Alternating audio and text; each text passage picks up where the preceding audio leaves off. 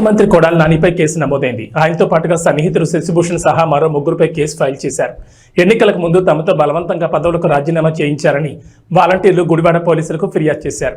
దీంతో కొడాలి నానితో పాటుగా ఆయన సన్నిహితులు మరో ఇద్దరిపై కేసులు నమోదు చేశారు పోలీసులు. కొడాలి నానితో పాటు ఆయన సన్నిహితుడు దుక్కుపాటి శశిభూషణ్, గుడివాడ పట్టణ వైఎస్ఆర్సీపీ అధ్యక్షుడు గొర్ల శ్రీను, మరో ఇద్దరు వైఎస్ఆర్సీపీ నేతలపై 447, 506 ఐపీసీ సెక్షన్ల కింద పోలీసులు కేసు నమోదు చేసినట్లు తెలుస్తోంది.